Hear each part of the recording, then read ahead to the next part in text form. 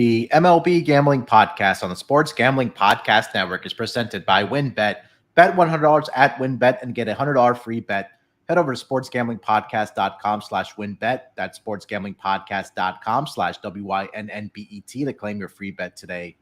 The NFL kicks off this week and get ready for the season with 32 NFL team previews from the Sports Gambling Podcast. Go to sportsgamblingpodcast.com/NFL previews today. We're also brought to you by the Free Roll Football Contest. It's back and it's better than ever. $5,000 up for grabs in our NFL contest and $1,500 in our brand new college football contest. Sign up exclusively in our Discord. That's sportsgamblingpodcast.com/Discord. That's sportsgamblingpodcast.com/Discord. Welcome, everyone, to the MLB Gambling Podcast, part of the Sports Gambling Podcast Network. It is Friday, September 9th, currently, right on the dot at 5 o'clock on the East Coast, but more importantly, 1 o'clock on the West Coast. We'll get to that here in a second. And joining me, I'm going to start with this gentleman first because this is his first episode in America on the West Coast. A lot of great stories I've already heard, but it's my co-host from Newcastle, but currently in Las Vegas, America's playground, Malcolm Bamford. Malcolm, how you feeling, my man? I'm all right, thank you, Munaf. Yeah, this is the first time I don't have to say I'm coming to you from the northeast coast of England, because I'm not coming to you from wherever the hell I am in America. Don't know. I feel like I've seen most of America in the 36 hours I've been here. I saw a lot of it on Wednesday. I think probably a lot of you are familiar with the ridiculous story of how I got here. But yeah, I'm here having a lot of fun. Matt Stafford's interceptions have paid for my breakfast and a couple of bets already today. So yeah, things are going okay. And I'm going to try and ramp things up. I'm going to go through the gears now. Tonight and Saturday, I'm going to go through the gears and get amongst it a little bit more. But yeah, it's been really good fun, and the boys are looking after me, Sean and Ryan, and I've met a load of funny faces. Nice people, Terrell and Cousin Mush, and there's going to be a few more coming out tonight. So yeah, it's a good time, Munaf. Yeah, there we go. And also joining us from the Great Lakes area, you guys know him. He's been with me all week. It's Noah Beanick. Noah, how you doing, buddy? How we doing, guys? Malcolm, honestly, that story is hilarious. I can't wait to hear it from you on the pod and for our fans to be able to hear it on the pod as well. So, Malcolm, you tweeted out on the other day, you were like, if I told you, you wouldn't be able to believe it. And somehow I was able to guess it. Malcolm, you what guessed. Well, yeah, you were pretty much hit the nail on the head. So, yeah, I mean, if you haven't already heard the story from Malcolm. I was just trying to pin like the most nightmaric situation just to be funny. And you were like, were you talking to Muno? So I don't know. Go ahead and tell the story of what happened. Well, I know I was on the mothership with Ryan and Sean, so a lot of people have probably heard the story. The short version is that I missed all of my flights pretty much. Not my own fault. And ended up, I was either having to fly from LA back to Salt Lake City, which seemed madness. And Ryan talked me out of that, or stay over in LA and get the next flight out in the morning, because there was nothing else coming to Vegas. And then I overheard three young Danish boys talking about, they were in the same boat as me. They'd missed their flights as well. So they were going to rent a car and just drive to Vegas. So I tapped one on the shoulder. I said, excuse me, are you driving to Vegas? He said, yeah. So I said, can I get in? He said, yeah, of course you can. So yeah, 2 hours later, me and three Danish strangers were barreling through the desert, driving from LA to Las Vegas. So they dropped me off right in the valet parking at my hotel. I mean, the greatest guys in the world. They didn't even go to their own hotel. They come and brought me to the door. So yeah, that was a proper adventure. I don't know if it was the wisest decision I've ever made, but I got a good story out of it. So here I am.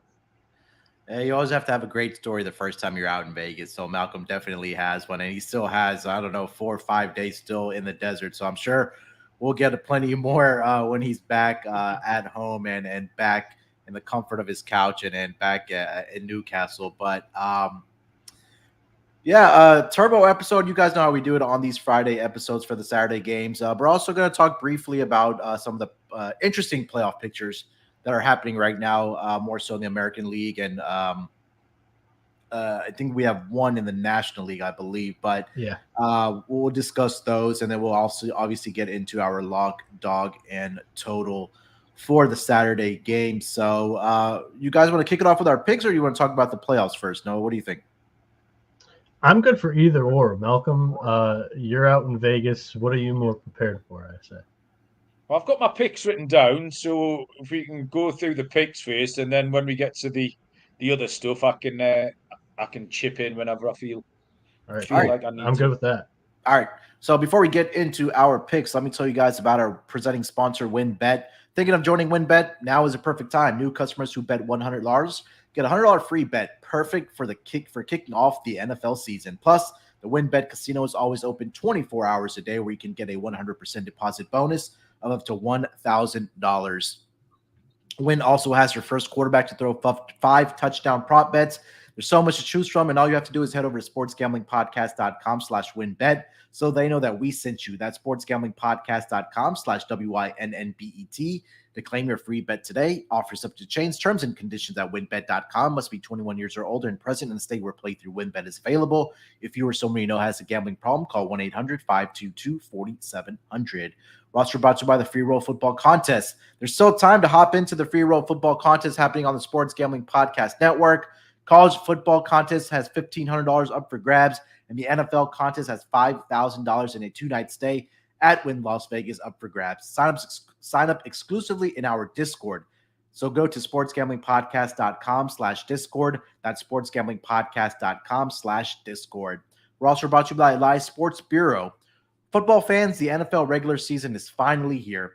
And as week 1 kicks off, you get ready to place your bets and lock into your fantasy team. You need to check out the Elias Game Plan app, the ultimate sports betting and fantasy companion for the NFL, NBA, the MLB, that has everything that you need to get a competitive advantage. Plus, the Elias Game Plan is the only sports app for the most trusted name in sports stats, the Elias Sports Bureau, the official statisticians of the U.S. pro sports leagues, including the NFL. Their app lets you access team and player stats, head-to-head team comparisons, and Elias key game insights from their renowned research team. The app really is your one-stop source for player news, league-validated player stats, and team records, expert game analysis for betting, fantasy lineups each week, and showing off your superior sports knowledge to your friends and co-workers. So, to take advantage of it, we have a special offer. Now that the NFL season is here, don't wait. First, download this Elias Game Plan app today. And right now, like I mentioned, a special offer when you subscribe, get a 14-day free trial off your monthly subscription, but only if you use promo code SGPN. Find Elias Game Plan Sports Betting in the App Store or Play Store today and use promo code SGPN. All right, guys, let's kick it off here with our picks. Let's start with our totals. Malcolm, I'll let you go first here. You want to go with your total for the Saturday games here first?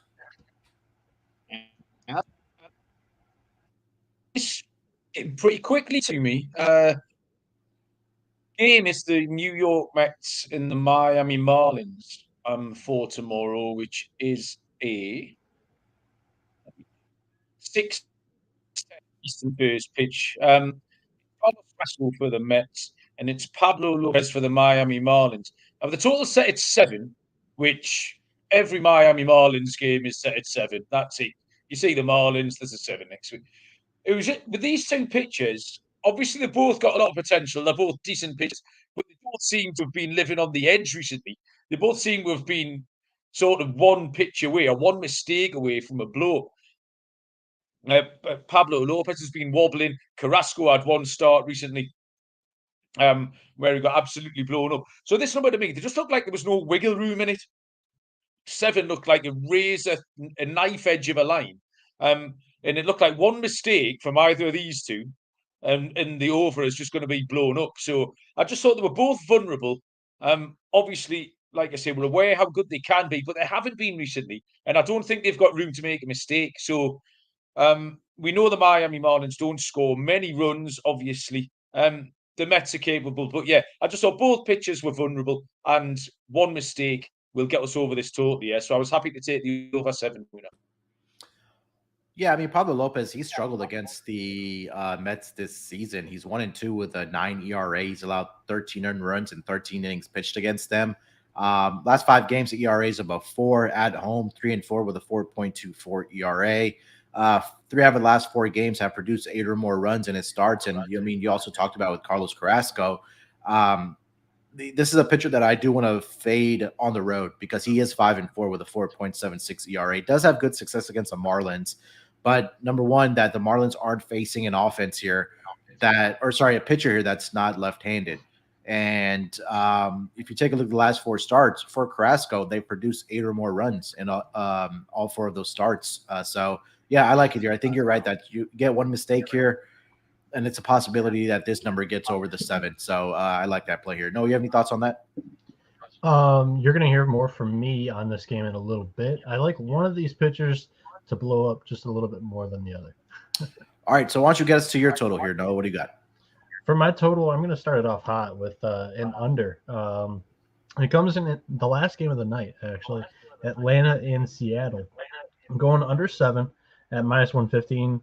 Seattle has hit their under in 6 of the last 8 games. Max Fried takes the mound for Atlanta. He's 13-5, 2.48 ERA, 149 strikeouts, 28 walks, and 163.1 innings pitched. He has a 2.58 road ERA and a 1.72 ERA in his last 6 games. So he's in very good form. And then you go at for Seattle, George Kirby. He's 6-3 on the year, 3.15 ERA, 109 strikeouts, 14 walks, and 105.2 innings pitched. He has a home ERA of 3.43 and 2.29 ERA in his last 6 games. I love both of these pitchers. Both are going great lately. Seattle, they're limiting Kirby's pitch count. So if you like the first 5 number better, when that comes out tomorrow, you have my full endorsement because I'll probably be on that as well. But even still, Atlanta has the 5th best bullpen with a 3.20 ERA, and Seattle has the 8th best bullpen in the MLB with a 3.24 ERA. I just think this game's going under 7, guys.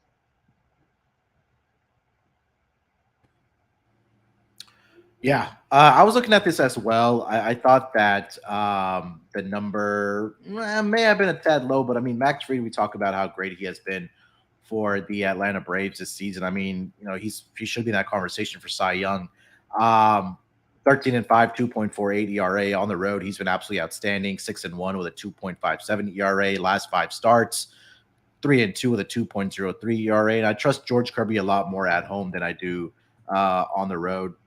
At home, he is 1-2 with a 3.42 ERA, but he's been absolutely brilliant over his last 5 games, 3-0 with a 2.39 ERA. So I think that you're right that this game is going to be a game that's going to see runs be at a premium, especially with these 2 pitchers. I'm really excited about the series. No, I know you and I talked about this on yesterday's pod, but pretty good pitching matchup tonight. You have a great one here on Saturday, and I think the Sunday game is going to be great here as well.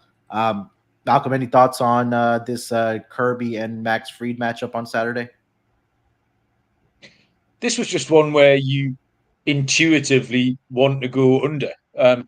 The things that you know about both Fried and Kirby, and I'm pleased Kirby's been going well. We talked him up a lot in the early part of the season. So yeah, the instinct would tell you to go under. There's nothing in Noah's handicap at all that would lead you to something else. Obviously, both offenses are good. Capable of putting some runs up. The Braves are currently in a really tense divisional battle, which we're going to get onto in a little while. But yeah, my instinct would be exactly the same as Noah's explained it, and I would co-sign the under. All right. Let me get over to my total for the night. I'm going to go with this is a game that Noah's taking on Friday, the total in that D-backs and Rockies game. I'm going to go back to it on Saturday for the Saturday games. It's going to be the over in the Diamondbacks and the Colorado Rockies game.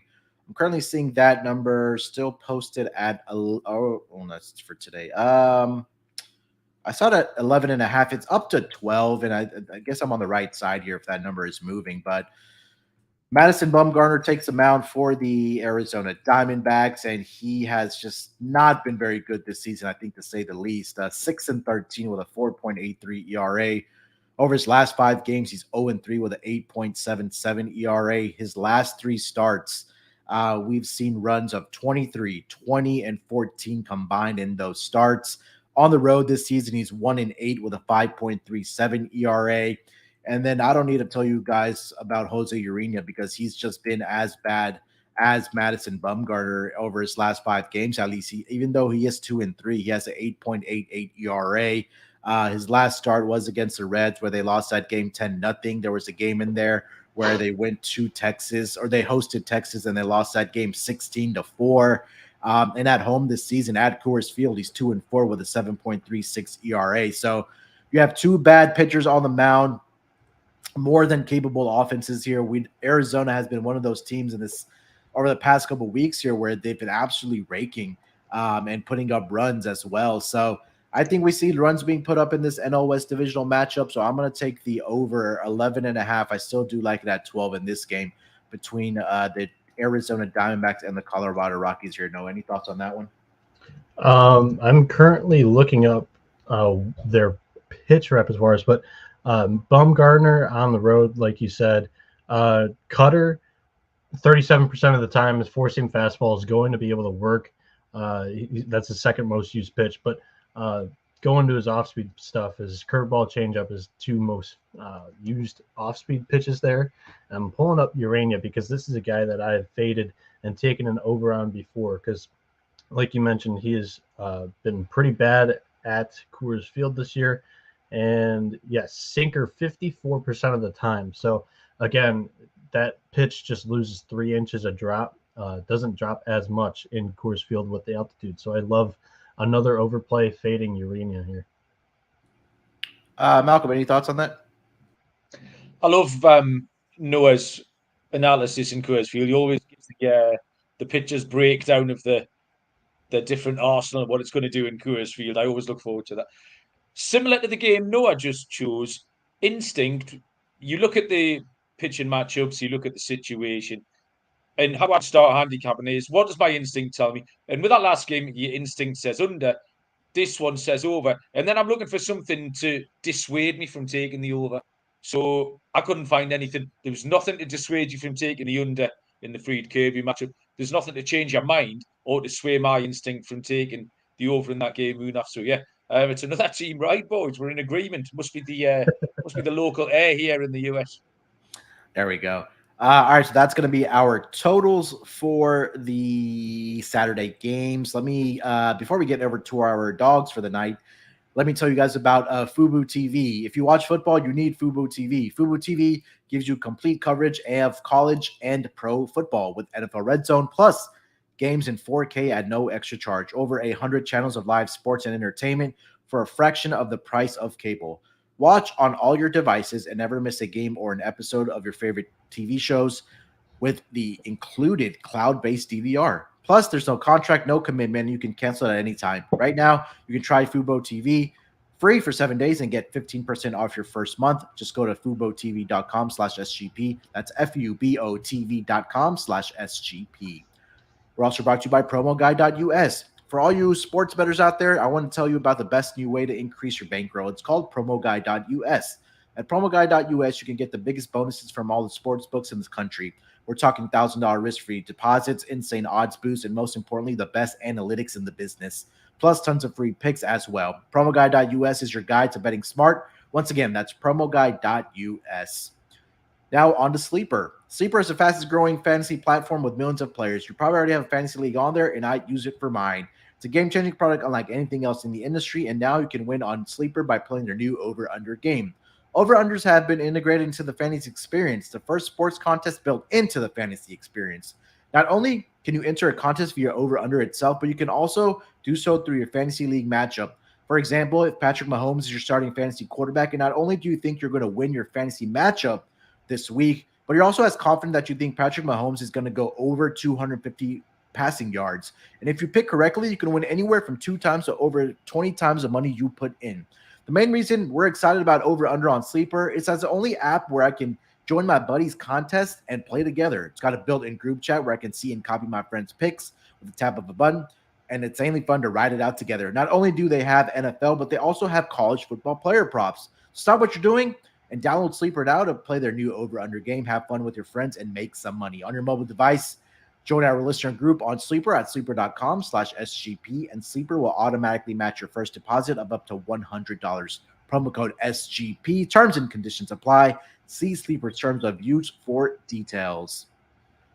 All right, guys, let's get into our dogs for the underdogs for our Saturday games. Noah, why don't you lead us off here, buddy? Underdog for the day. So I'm going right back to that New York Mets Miami game, taking the run line with the Mets, actually, -1.5. The Mets, they are 10-4 this year against Miami, and they've won 8 of their 10 games on the run line.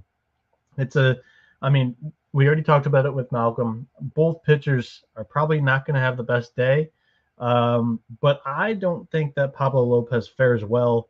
And just looking at this year, Lopez, he's kind of like a bug, and the Mets, they've kind of been like a Mack truck windshield. In 3 starts for Lopez against the New York Mets, he has been haunted with 13 runs in 14 innings, good for a 10.73 ERA. I just think that Lopez is going to get rocked here. I'm not going to go through like my whole season stats because we already touched on this game with Malcolm, but I like the Mets -1.5 against the Marlins tomorrow. Yeah, I mean, Carrasco does have pretty good history against the Marlins here, and I think that is a spot where, again, they need to get victories. Like, Atlanta has knocked on the door, and now they're through the door. They're here for that NL East division.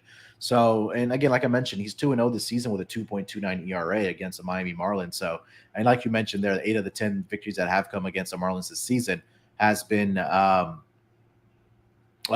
2 or more runs. So I like this play as well. Mal,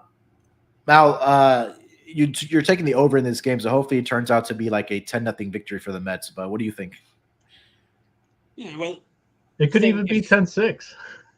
We take a 10-6. Yeah, is it not got the look of something like a 5-3 or a 6-3, something about it? Because I know Miami scored 6 yesterday, but that is the outlier. They scored about 2 runs in about a week before that. So they're not going to get many. We've talked about how vulnerable Carrasco is, and plus the Mets have got a lot to play for as well. They've been hunted by Atlanta, but they haven't completely folded. They've been doing their job as well, and they're just being hunted down by a very good team. And so yeah, no problem with that at all. No, I think the Mets will get it done, but yeah, something like a 6-3 scoreline, and we'll cash everything. All right, let me get to my dog of the night. I'm going to take the Rays money line here against the New York Yankees with Corey Kluber on the mound for the Tampa Bay Rays, and Jameson Taillon takes the mound for the New York Yankees. Corey Kluber has been very serviceable for this Rays team. He's 10-7 on the season. He has an ERA of 4.00. But I think the one thing that has really stood out to me about Corey Kluber this season, that he's been absolutely lights out against the New York Yankees this season. He's already faced them 4 times. This is going to be his 5th time that he's faced them. But despite being 1-1, he has a 1.08 ERA. He's allowed 3 earned runs in 25 innings pitched against the New York Yankees. And now we take a look at this Yankees lineup. They're missing a lot of key guys, right? We talked about this throughout the week. A lot of their heavy hitters are on the IL. It's pretty much the Aaron Judge show, and they haven't really gotten much contributions from anybody else. I mean, they did get that grand slam from IKF the other night, but other than that, it's really been the Aaron Judge show.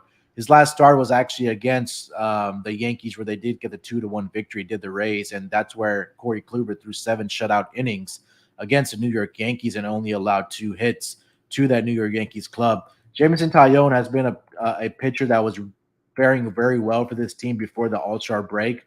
But you'd like to take a look after the All-Star break. He's 2-2 with a 4.17 ERA. I know he's been pretty good over his last 5 in his last 3 starts. The Yankees have won all 3 of their games when he started, but over his last 5 games, they're just 1-2 with a 3.96 ERA. He did have one good start against the Tampa Bay Rays earlier this year where he threw 8 shutout innings, but I think this is a spot where I want to back Corey Kluber and all the injuries that they do have to their lineup in the Yankees, in the batting lineup there. I think the Rays can steal this game here in Yankee Stadium. So I'm going to take the Rays money line here. Noah, what do you think about that? Yeah, this was one of them that I was looking at as well for a dog. I didn't actually love the slate for dogs. That's why I went with a run line there. Yeah. But Kluber has pitched very, very well against the Yankees. I loved it as well. So I don't know if I'm personally going to bet it, but that was my number 2 for a dog. Yeah. Mal, you have any thoughts on the Rays and Yankees, and then you want to also get into your dog for the day? What price were the Rays moving off for that I game? got it at plus 110. Okay. You said I would like a little bit bigger, maybe a plus 25, plus 130. I probably won't play it. But Corey Kluber's fought back because he did well early in the season. And then it kind of looked like maybe the same old story and he flattened out a bit. And actually, he's finished a little bit stronger. And at the moment, you just can't back the Yankees with any confidence. Even in the games they are winning, are kind of falling over the finish line. It's been really scrappy, really, from the New York Yankees. So, yeah, I probably won't have any action on that tomorrow. I might want a little bit of a bigger price. It's nothing that you would put me off moving off. My dog, I think you put off by. So I'm going to go Oakland Athletics and the Chicago White Sox game. Now I don't know which way to play this. My pick is going to be Oakland, either on the money line or possibly as a first 5. I think they're about plus 160. Are you laughing already, Noah? At my pick? No. What you laughing? He is. I can see it. Yeah. So Go ahead. it's Adrian Martinez going for Oakland and Lance Lynn going for the Chicago White Sox. Now, Lynn has been okay recently, but I just don't really trust him, and he's not as good on the road. He's got a 4.70 road ERA. Excuse me. Martinez came back in the rotation. This will be his 3rd start back, and he's thrown 11 and 1/3 with only 3 earned runs over that. He's had a decent couple of outings. So we know Oakland aren't very good. We know that you can't really trust the back half of their team, the pen. So yeah, well, let's limit this to the first 5. This isn't an original pick for me. I've done this quite a lot. Oakland when they take on the Yankees, and then they had another series recently. I can't remember who it was against. Oakland can often find themselves 1-0 up after 5 and then lose 7-1. And this could be the case tomorrow. The White Sox battered them yesterday. They were 10-0 up. They were about 4, I think was the last I saw while I was stumbling about. So the White Sox have scored their runs for the week. And Oakland will be leading this 1-0 after 5. So that's I don't know. You might be able to tell me what price roughly that'll be first 5 if the money line is about plus 160, Moona. Let me see if they have it posted here yet. If it's at a plus 160, I would probably think it's around the same price there for the first 5 innings as well. Definitely going to be obviously a plus price because they are underdogs for the full game. But yeah, I don't know. I think that Lance Lynn did have a bad start against the A's earlier this season, right? When I think that he was scuffing a little bit, but he has been pretty good over his last 5 games. He has a 3-0 record with a 1.42 ERA, and the area that he has struggled is he's 1-3 with a 4.70 ERA on the road, and obviously Chicago is on the road here. So I think that's one thing that does kind of stick out about Lance Lynn, and like you mentioned, Adrian Martinez. He 4-3 on the season, 4.37 ERA. He has a pretty good home record where he's 2-1 with a 3.68 ERA. They've actually won 2 of his 2 straight starts when Martinez has started. So, if you're gonna take a dog, I think that the Oakland A's are alive. We've talked about the Nationals. They've been upsetting. They upset the Mets. They took, I think, 2 out of 3 from the Cardinals. So, we've talked about this last season, Malcolm, is that there are dogs that are barking during this time of year. And I think this could be a case where it could possibly happen for the Oakland A's. All right. So where are we at now, Noah? Did you get your dog in as well? Yeah, I called my dog. So we've completed the totals and dog. All right. So let's get over to our locks, and then we'll get into the playoff picture. I'll start it off here. I'm going to go with the Phillies run line here, -1.5. And I know I just mentioned that the Washington Nationals have been doing real well, or at least if you've been betting them on the money line, that they've been upsetting the better teams in the National League, right? We saw them beat the Cardinals, we saw them beat the Mets. But I think this is a spot just because they have Ranger Suarez on the mound. Do the Philadelphia Phillies, who is a left-handed pitcher. You take a look at the numbers, the WRC plus numbers for the Washington Nationals. They're number 21 over the last 2 weeks in WRC plus against left-handed pitching, right? Team batting average it goes up to 17. And their slugging percentage is at number 21 as well against left-handed pitching. When we talk about Ranger Suarez, I mean, last season he wasn't very good for this Phillies team, but he's really turned around, especially in the second half of the year for the Philadelphia Phillies. Over his last 5 games, he doesn't have a decision, but he has a 2.96 ERA. Despite them losing 3 out of their last 4 games when he has started, I think this is a good bounce back spot for him here. You take a look at the other side for the Washington Nationals. I did have the pitcher in front of me. Who was it? Fetty? Yeah, Eric Fetty. And I thought that changed in front of me. But yeah, it was Eric Fetty that I handicapped here. And Fetty was a pitcher last season that we were fading, and he's pretty much in fade zone again. 6-9 on the season with a 5.08 ERA over his last 5 games. 1-3 with a 5.32 ERA on the road this season. 4-4 with a 4.89 ERA, and they've lost 3 out of his last 5 starts as well. And then when they're losing by margin as well. So when you have a left-handed pitcher on the mound with the Phillies, when you have a pitcher or team that struggles against left-handed pitching, I'm going to take the Phillies here, where again they're in a funk right now, but if they're going to start winning games, if they want to win a National League wild card spot, so I'm going to back them here on the Saturday. Give me the Phillies -1.5 here, Noah. Yeah, for me we're fading Fetty all the way. He had a good start against the Mets, went 6 innings, only gave up 1 run in his last start on September 4th. But prior to that, this guy has been a run machine for other teams. And like you mentioned, they've lost 3 of the last 5, and I believe those 3 losses, he got blown up. He gave up 6 to Oakland, and then he gave up 3 and 4 innings to Arizona and 8 to Atlanta. I believe those were the 3 losses. So I'm right there with you. Against good teams, Fetty is just kind of a shell of himself. So I really like this run line as well. Malcolm? Well, this is my lock as well, Munaf. Unfortunately, Okay. You've joined me. I don't know why, I've got Ranger Suarez with 3 ticks next to his name on my notepad. I don't know what that means. So by my new system that I've just invented, he's got 3 ticks. He was another one who had a really good start of the season and then just plateaued for a little bit, maybe 2 or 3 weeks. I thought, oh no, here we go. And actually, he's come back probably even better in the second half. Washington did me a favour yesterday. Morning baseball. That's the first time in my life I got morning baseball. And Washington did me a favour yesterday. But all of their runs, I think 7 of their 11 runs came from the bottom 4 in the order, which is an outlier. That's not going to happen again. It was a lad called Alex Cole, I think, who batted 9. He went 4 for 4. He had all the RBIs. Lovely story. Delighted for him. They're not going to sustain that. As average as the Phillies are, they're going to be tomorrow for Washington. So yeah, Phillies on the run line -135, please. All right. We killed 2 birds with 1 stone there, Noah. Why don't you close out with your lock? My lock is actually a lock dog battle with Malcolm.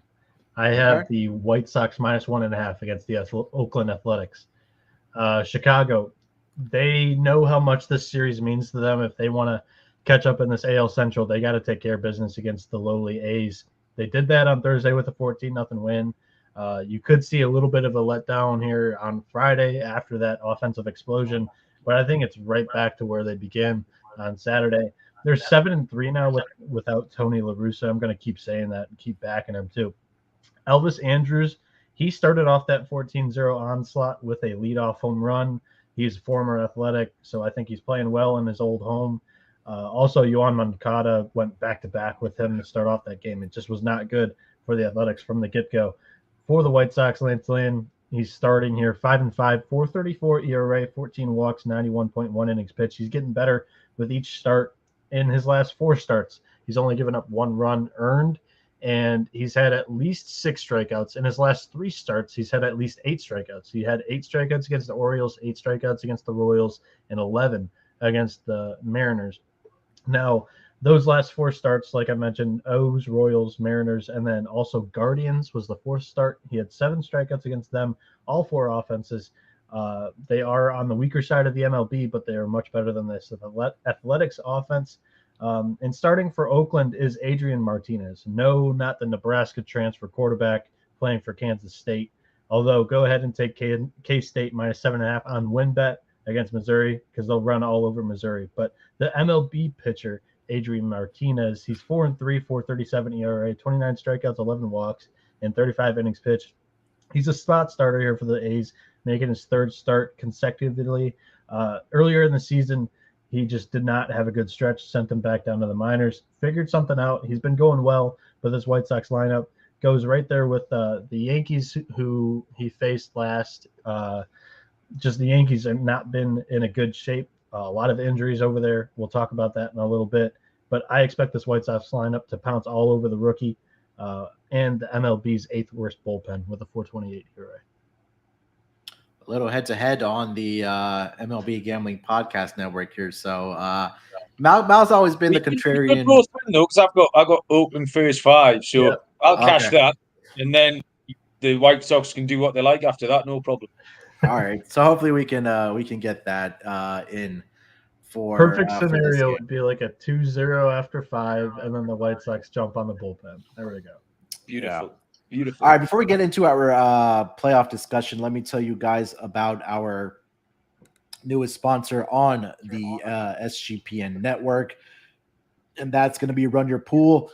Run Your Pool is a home of competition, bringing sports fans and their social circles together to compete, connect, and make every game matter more. Run Your Pool offers every game type under the sun, from Pick'em and Survivor to fantasy pools. It's a one-stop shop for the sports gaming with customizable features that you don't get anywhere else. We've teamed up with Run Your Pool to host a pool for our official SGPN NFL Survivor contest. There's still time to hop in, so hop in now to reserve your spot. $500 cash plus a $250 gift certificate to the SGPN store. Sign up today over at play.runyourpool.com/SGPN. That's play.runyourpool.com/SGPN. And we're also brought to you by OddsTrader. What is OddsTrader? OddsTrader is a place to compare odds from all major sports books. You can also compare the different sign-up codes and promotions from sports books to get the best deal. The app also provides player statistics, key game stats, injury reports, and projected game day weather for bettors to make the most informed bets possible. It also has a bet tracker so bettors can keep records of all your games and betting activity. So to take advantage of this, all you got to do is go to oddstrader.com/bluewire. That's oddstrader.com/bluewire. OddsTrader, the number 1 site for all your game day bets. All right, we'll quickly kind of get you guys up to date on what's going on in the playoff picture here. Try to keep it brief here, but Noah, why don't you lead us off here? I know you took some notes down about what's going on around MLB, at least standings-wise for the playoff push. So what do you got for us? Yeah, I've been antsy to just kind of try to talk about this on the podcast and maybe get some of our takes on video form here for the rest of the season.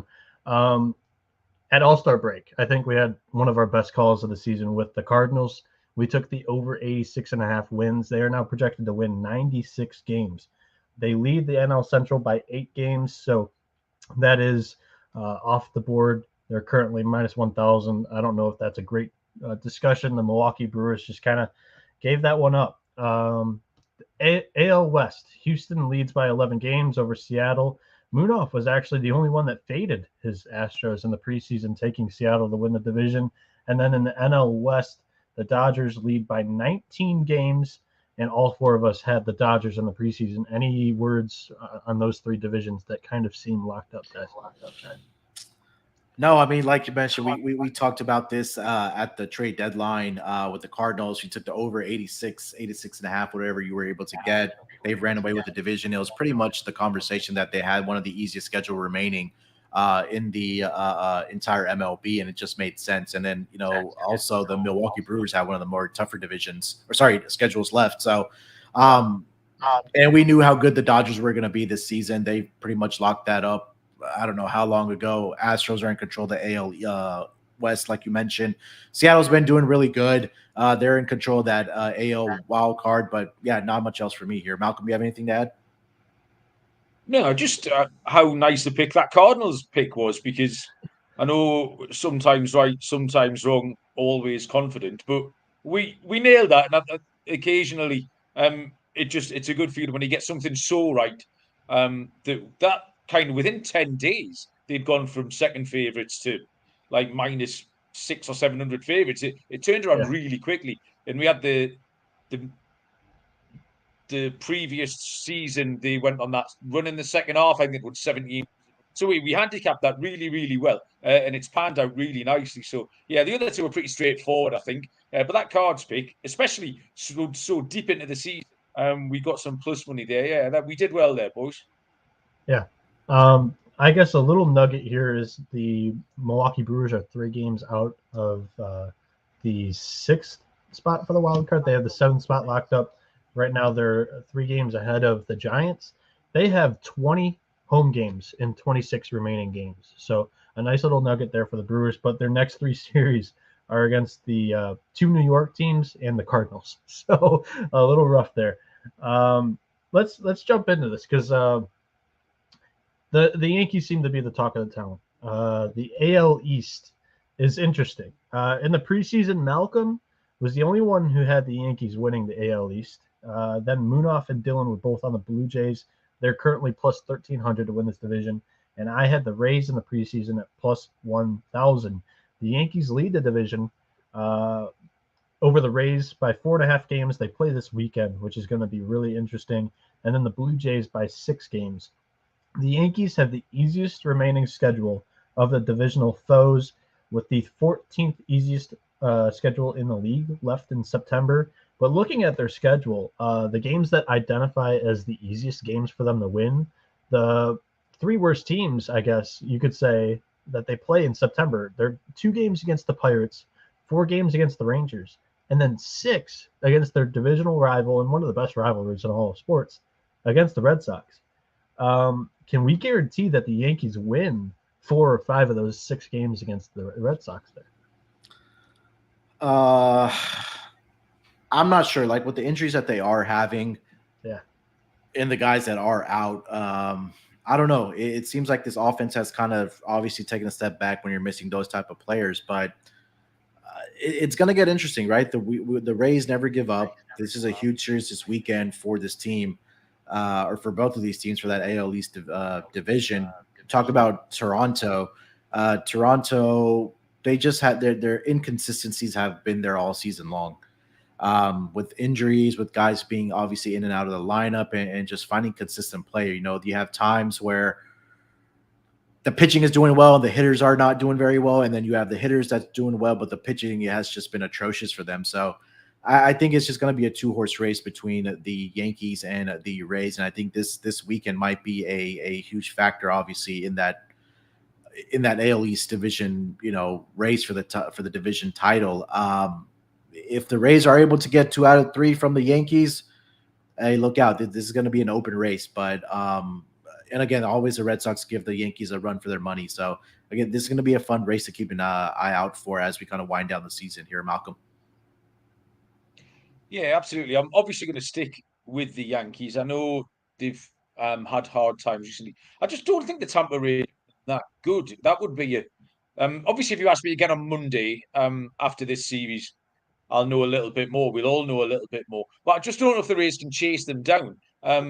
Even if the Yankees kind of go 500.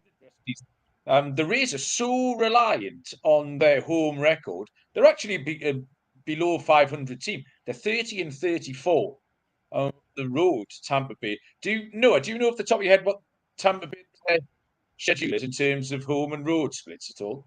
Yeah, I can grab that. Because if it's anywhere near 500, they'd need a run in like the Brewers, and then you could give them a chance. But I just don't really buy the Rays. They're okay, but that's all they are. So They have Sorry, a you on the spot. crazy road trip here. They have 8 games straight on the road against the Yankees and the Blue Jays. And they go back home for 10 games. And they finish on the road for 9 straight again. So they have 8 games in a row on the road. They come back home for 10. And they go back on the road for 9. Not a very great ending of the schedule there for the Rays. And the points I was going to make after you guys here is we go back to the injuries. And Munaf touched on it a little bit, but I just wanted to kind of read off the names here for the Yankees and make the Yankees fans know that, like, this is a good squad. It's just, bare bones at this point. Chad Green, Tommy John surgery, he's out for the season. Michael King, fractured right elbow, he is out for the season. Matt Carpenter, he's currently on the 10-day IL. He's expected to come back at the end of September. Then we go into Luis Severino. He's on the 60-day IL, expected to come back in the middle of September. Luis Heel, he's going to miss the entire 2022 season. Tommy John surgery. Zach Britton, Tommy John surgery. Expected to make his season debut in middle of September. Aroldis Chapman, 15-day IL. He has an infection in his left leg. He might be a guy that the Yankees fans are excited to see not on the roster right now. Harrison Bader, I mean, they acquired him and he was on the IL. He's not expected to come back until the middle of September. Andrew Benintendi, he is on the IL with inflammation in his right wrist, expected to come back next week. Anthony Rizzo, 10-day IL with migraines. There's no timetable for return. Josh Donaldson, he's been on paternity leave, like we've mentioned a few times. DJ LeMahieu, 10-day IL, inflammation in his right big toe. He's not expected to be active until the end of September. Giancarlo Stanton, he's out. He's got a foot injury. He fouled a ball off his foot, I believe, on Friday. So he's been out for a little bit here. And then Jose Trevino, he's just landed on the IL as I'm looking at this right now. Paternity leave. So this lineup is bare bones. And then you also have the Tampa Bay Rays, who are kind of wounded as well in this race. Wander and Franco, they're expecting back this weekend for this Rays-Yankees series. Then you got Shane McClanahan, who's on the IL. They're not expecting him back till the end of September. Shane Baz, mid-September. And then Tyler Glasnow, they're gearing him up for the postseason. So I just think that this is going to be tough for the Yankees to lose this division. I'm right there with Malcolm. I have the Rays as my preseason pick, but the Rays, I don't know if they have enough to make this comeback. They have the second hardest schedule remaining in the MLB, and the Blue Jays have the 5th hardest schedule remaining in the MLB, and they play each other 9 times in this 26-game stretch here at the end of the season. So I think I'm on the Yankees just to close it out here. Yeah, I mean, I think that if they get their guys back, obviously, I mean, it seems like half of their roster is going to be missing, over this past, or since September started and at least till mid-September. So, I mean, if they're able to get their guys back and they're able to, stay healthy and just kind of get it back together, it's a great possibility that, they can make a run. But again, the health is a big question with this team. I mean, you mentioned 4 or 5 names that are everyday guys in their lineup. So it'll be interesting to see how they kind of turn around here. But especially for the Rays, so I think there's more concern when you're missing guys in your pitching rotation versus everyday guys. But I think because they really pride themselves on their pitching, right? We've talked about that a lot on this podcast going back to last season. And then you talk about the Blue Jays. I mean, I just don't think there's enough for them, or I think they're a little too far behind for them to, catch up in this division. So again, I think that this weekend is going to tell us a lot about this AL East division. And I think that, we'll just kind of have to take it week by week. And I think we'll have more discussions about this playoff picture as well. Yeah. Malcolm, Yankees, any final words? Uh-oh. We got a buffoon alert. He's on mute. God damn it. I've done a no trade. Just that little road trip for the Rays at the end, I think, final nail in the coffin, really, on that handicap. I think they're below 500 road team, and they've got 2 big road trips left. So, final nail, done. All right. And then this one's getting interesting because the Mets fans are in absolute panic mode right now. All 3 of you guys had the Mets in the preseason to win this division. I was the only one on the Braves. Currently, the Mets are minus 225. The Braves are plus 185. The Mets lead by a half game over the Braves. The New York Mets, they hold the easiest schedule remaining for any MLB team. With 18 games total, there's 5 games against the Marlins, 4 games against the Pirates, 3 games against the Nationals, Athletics, and Cubs. The Braves have the second easiest schedule left in the NL East. They have 6 games against the Nationals, 3 against the Marlins, and 3 against the Giants. The Mets expect Tyler McGill back in mid-September, Brett Beatty at the end of September. Scherzer's on the 15-day IL. Starling Marte partially fractured his finger. He's questionable for this weekend, expected back for next weekend. Then we have Atlanta. Ozzie Albies is expected to make his return in mid-September. The Braves, they have the best record in baseball since June 1st with 63-24. They are healthy and they're rolling. I like them at plus 185 to steal this division away from the Mets. I think the one thing that does give me concern is that I think the Mets are going to win this division just because they do have the easiest schedule remaining. 6 of their 24 games left are against the Braves, 3 games there, and then against the Brewers, 3 games there. But the rest of their games, like you mentioned, 3 against the Nationals, 3 against the A's, 4 against the Pirates, 5 against the Marlins, and 3 against the Cubs. So I think if they're able to take care of business against those teams, they should run away with this NL East division. And then you take a look at the Atlanta Braves. They do have an easier schedule, but not as easy as the Mets. 3 against the Mets, 3 against like this weekend against the Mariners, and they have 7 games left against the Phillies. So I don't know. I think that eventually that this team, the Mets, are going to find their form again. I'm still going to be a believer in this Mets team to take this division. Hopefully Jacob deGrom is able to stay healthy. You get Max Scherzer back fairly soon here. And again, we know what this offensive or this lineup is capable of. So I'm going to stick with the Mets here to, just based on their remaining schedule is what the difference is for me. Malcolm? Yeah, I completely agree. I think the Mets will hang on for a couple of reasons. I don't actually think it's been bad. They haven't let the Braves back in. The Braves have got themselves back in with those numbers that you just mentioned. I do think that, as Moondaf says, that strength of schedule is all it is. At some point, the Mets are going to put it together a little bit. They're going to put if they put a little 3 or 4 win run together and the Braves just drop off a couple, just psychologically, I just think the Braves might they're not going to call it off, but it's been a brave, no pun intended, and they have gone on a great run. But I think the Mets have got enough. The Mets haven't done an awful lot wrong, and they have got enough. The games against the Pirates, the A's, the Nationals that you've talked about, that's enough for the Mets to get it done. I like the bullpen. All sides of the ball, that okay. They've taken little knocks on all sides, but there's nothing really egregiously wrong with them. So yeah, they'll be all right. They'll get it done. Sounds good. Well, anything else, Noah? No, I think I covered most of what I wanted there. And then we have one chaotic division left. It's the worst division in baseball, but it is anybody's division right now at this point.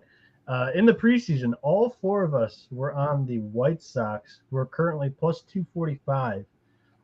The Guardians minus 110 lead this division by a game and a half over both the Twins plus 275 and the White Sox plus 245. Cleveland and Minnesota still have to play each other 8 times to end the season. The Guardians lead the season series 6-5, but in all 6 of their wins, they've won the game in their last at bat. So whether that has come in the top of the 9th and then they go out and close it out, or they walk it off in the bottom of the 9th, or if they win it in extras, they've won all 6 of those games in their last at bats. The Twins, they also have to play the White Sox 6 times to end the year. The Twins lead that series 7-6 this season. And lastly, Cleveland and Chicago play each other 4 times this season. All 3 teams are in the top 8 for the easiest MLB schedules remaining. The White Sox have the 4th easiest with 6 games against Detroit, 3 against the Athletics, 2 against the Rockies. The Twins have the 5th easiest schedule in the MLB remaining, 6 against the Royals, 3 against the Tigers, 3 against the Angels. The Guardians have the 8th easiest schedule remaining, 6 against the Royals, 3 against the Rangers, 3 against the Angels.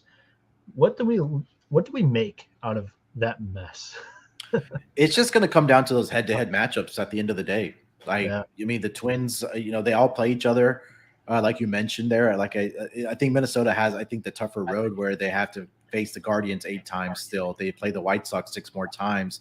And same thing with the White Sox, right? 4 against the Guardians, 6 against the Twins, and then again, same thing with the Cleveland Guardians as well. So I think whoever wins those head-to-head matchups and comes out on top, I think that's really what's going to make the difference for me.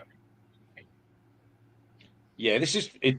This is too close for me to call. I'm not good enough. It's just fun. I'm just going to enjoy the sport. Are we officially ruling the Tigers out, Noah, at this point? Again, like we said last week, Moon, after they've won 1 in a row, let's not be too hasty. You just have to take your digs at the Tigers whenever you can. I locked them in the preseason, so it's just my fault. Well honestly. done. I was too high on them. Oh man, bad pick there. Yeah, I'm just going to enjoy this unfolding. In a way, I don't really want the White Sox to win. I don't know why. I think I have no dog in the fight at all. I've got no tickets on them, although we did pick them pre-season. I think it'd be just a bit more fun if somebody. I think I'm kind of rooting for Cleveland just because they really got banned in the pre-season. People were saying they were in a complete teardown actually, and I think we talked about it in the pre-season pod. We were expecting Ramirez to leave, and they just haven't been. So, yeah, the Cleveland's hanging on.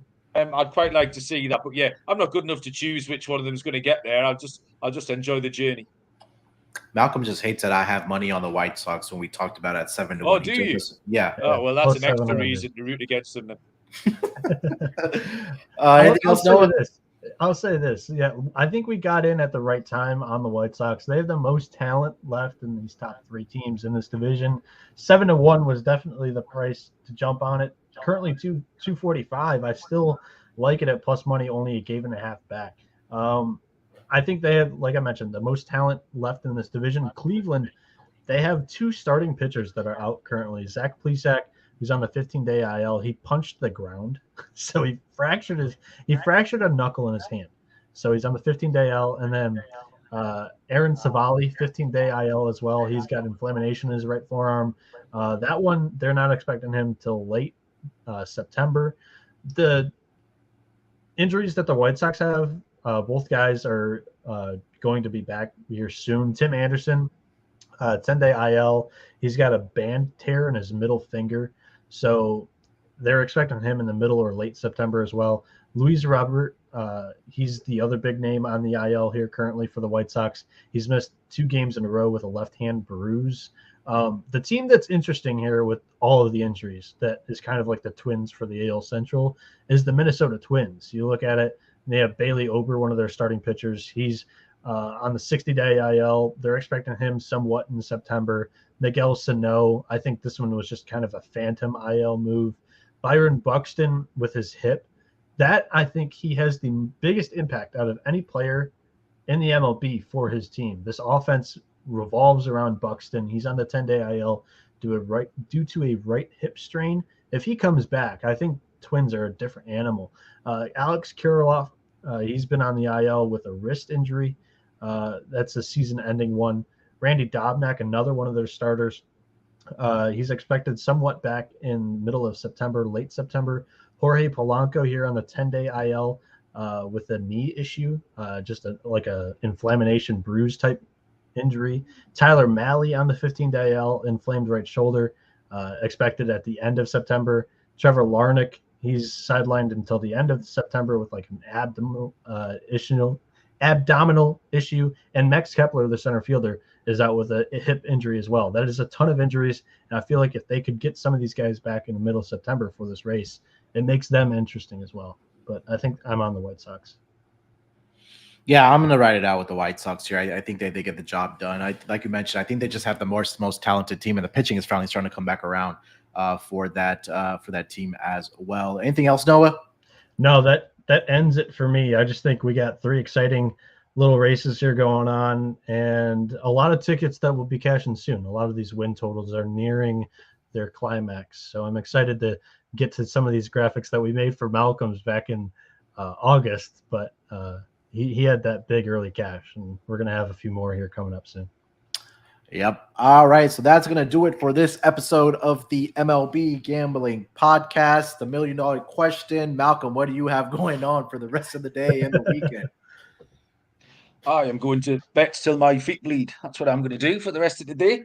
I think Terrell is down in the sports book waiting for me right now. So yeah, we'll play some ponies, watch some baseball, until all the other faces surface. I don't know, frankly, there's not as much sport tonight. There's obviously tomorrow's going to be college, which I don't know anything about, but I'm looking forward to getting stuck in because that's all everyone talked about last night was college, and then Sunday is NFL day. But I don't think there's an awful lot tonight. There's a couple of college games Terrell's given me a parlay for. So yeah, maybe we might do something that's not sports betting related. Maybe something crazy. I don't know, something sociable. But yeah, looking forward to whatever happens. There we go. No, anything else before we get out of here? No, I guess Malcolm, if you're going to do something tonight, I'm sure Terrell's on these two. I think I was watching their episode and he was on it. He had UCF and Boise State are actually like my two favorite bets this weekend, and they're both tonight. That's what you sent me this morning as well. Yeah, but I pressed him for 2 picks. That's what he gave me. Yeah, so I'm on those for tonight, and then tomorrow, just going to be an interesting full day slate. A lot of ugly lines, so I really don't have much to give out for college football. They're all 20-point, 30-point, 50-point lines, so it's kind of ugly. Malcolm or Munaf, NFL. Do you have anything that you really like for week 1? I did lock up the over 52 in the Chargers and Raiders game on the NFL Gambling Podcast. I think we'll see a lot of points in that game. Kind of homer pick, but I think the Texans cover the spread here. I know we've talked about a lot how the Colts struggle in week 1. I think that's going to continue with this game against the Texans. Last year, Texans upset the Jaguars when they came into town. So I think they get the job done, or at least cover the spread. So those are 2 picks at least I'm looking at for NFL week 1. Malcolm, you were on SGP with the guys. Did they give you, or do you have any of your favorite NFL picks? Well, everything I know about NFL betting, I actually learned from them. So I take all my leads from them anyway. I'm getting a little bit better. But when the Danish kid gave me a lift on Wednesday, they wouldn't accept any money off me. So I I'll give you a tip. And I gave them the Panthers. So they weren't big NFL fans, but they were gonna plow into the Panthers on Sunday. So hopefully they'll win because I've got a feeling I think we're on the same flight back on Tuesday. So if the Panthers get turned over, I'm going to have to go in disguise on the way home. That's awesome. They wouldn't take any money from you. Absolutely not. No, they're 3 nicest kids in the world. All right. All right, so that's going to do it for this episode of the MLB Gambling Podcast. A lot of action happening this weekend, so bet responsibly. Malcolm, have a great time. We will talk to you very, very soon. Till then. Thank you very much. Yes, sir. Till then, good luck with your bets. Let's break these books off and let it ride.